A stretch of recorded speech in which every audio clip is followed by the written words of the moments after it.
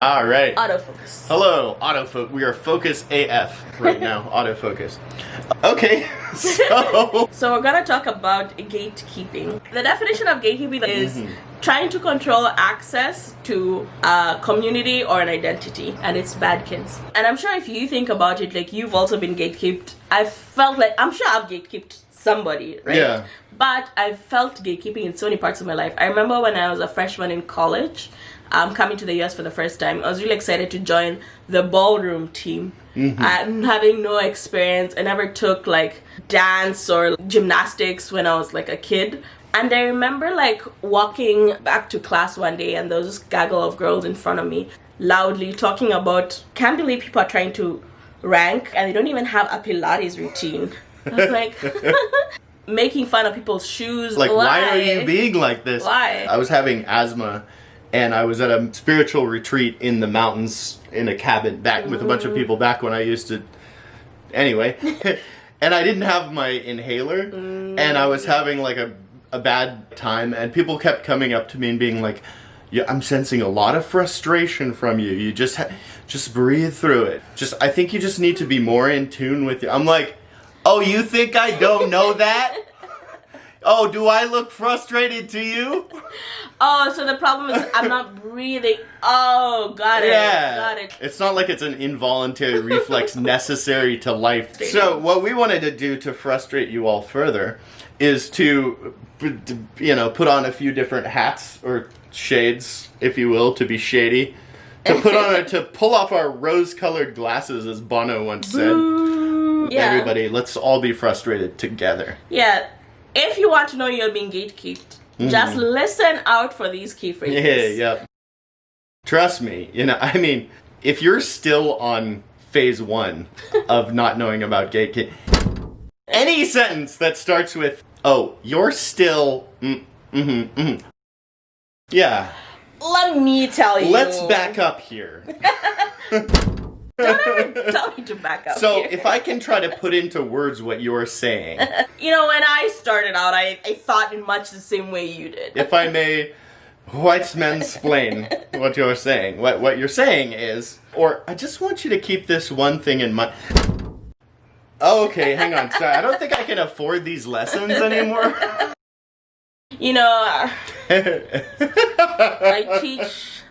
I teach an online seminar covering this exact topic. Yeah. Oh, we got it. Yeah, Don't worry about it. You came to the right place. You came to our place. It's funny because the last 6 places I went to also said that. Isn't that interesting? Also had the expertise. Just paid for it. Like, you learned it from somebody. You didn't learn it from, like, paid online seminars only. Musicians. Did you know, by the way, that jazz musicians are the chillest people, the easiest people to get along with. so chill? Like, if you don't get along with a jazz musician, imagine how much of an asshole you must be.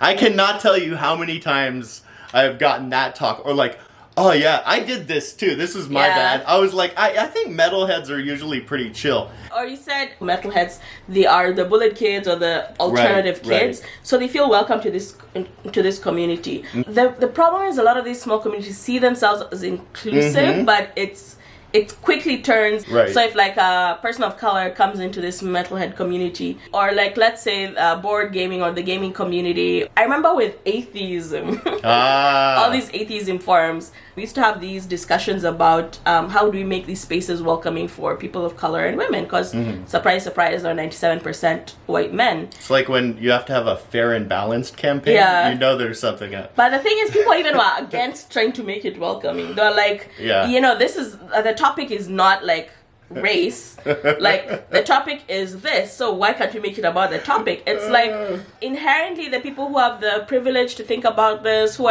do not have religion as like a crutch for the fucking oppressed like you've had, it's gonna turn out to be like 98%. People miss the whole thing. Like, how can we bring more different people into our thing? It's like, have you tried going to anyone else's thing? When you look at the work of Jaden Butler, and he is a premier gatekeeping specialist, you're gonna realize that no, that's not a real person, and that's exactly what they do. this is very common in music. When you start getting, I'm starting to like punk music. Oh, I found the Clash. Then somebody else is gonna be like, really, Fugazi is who you're gonna. I like Hidden Armpits so much better. I think they define the generation. I'm like, well, I'm sorry I like the Clash. I'm sorry I'm basic. Jeez. Or if you're creating something and someone's like, oh yeah, that's very Ramones. Yeah. Oh, or you went to Guitar Center for that? I bet you played Stairway to Heaven. Talking about the golden age of something. Talking about communities. Halicon, how do you say that word? Yeah. Halcyon days, as it's halcyon. You pronounce it halcyon. as if like that's when the community was really the community, the natural hair community. So somebody in 2018 has just done the big chop, and you're like, yeah, well, my big chop was in 2012. You know, like when Curly Girl and Curly Nikki were out here, they're really pioneering the time. I couldn't even find products for your hair type on the shelves, man. We had to like make our own products. Here's the thing, though. When you say halcyon, do you mean halcyon from like an iconoclastic perspective, or do you mean it from a post-structuralist, like the way Derrida would use?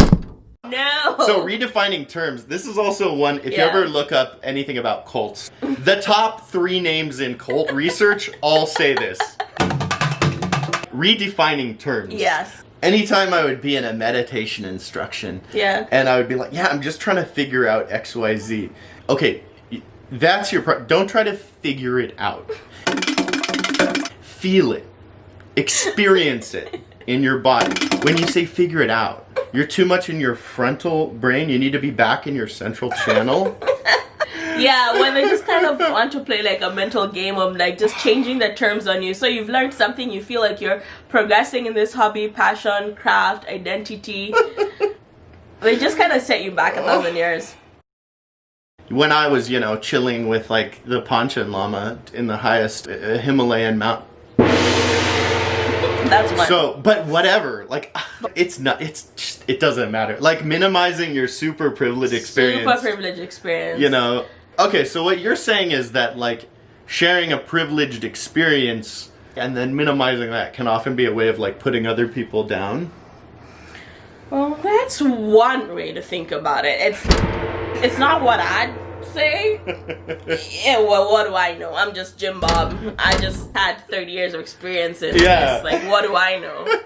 You're going to want to talk to Ned Ryerson about that. He's really the guy. He's a great guy. He's a super nice guy. I feel like anytime somebody tells you, am I a nice guy? Aw, you read Deepak Chopra. Yeah, how sweet.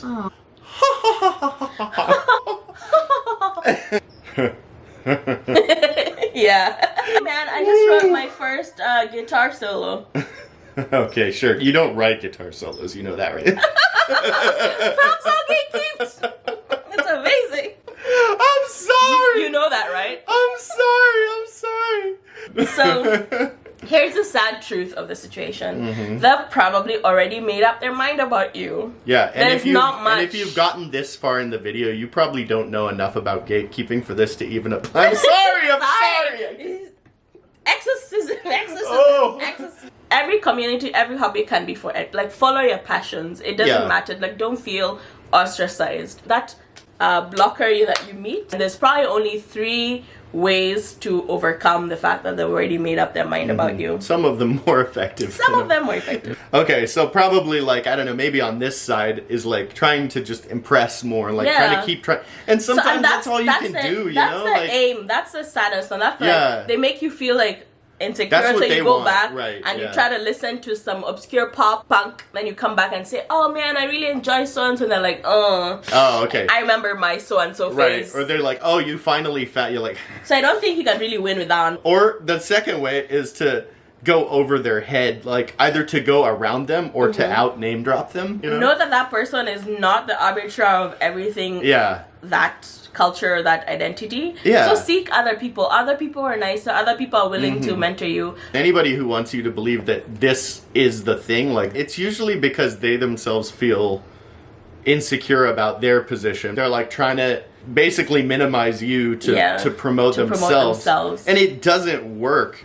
It's like in Big Short, like the Michael Scott, the Steve Carell character says, he's like, I don't mind corruption because it's mean or evil. I mind it because it fails. Like it's never long term like strategy. A good policy. There's always some imbalance that's people are gonna try to correct one way or another. The third option, wild card. Smash the gates. This guy did this to me once. I think a 17-year-old Max was coming off as a huge like music snob. Mm-hmm. You can imagine it, right? I've been like mostly working on like Hendrix solos, like getting the like the licks down. Yeah. So, oh, you play guitar? Yeah. Oh, that's cool. Me too. I got a 1957 PX3 21, and he's like, that doesn't exist. I just made that guitar up, you idiot.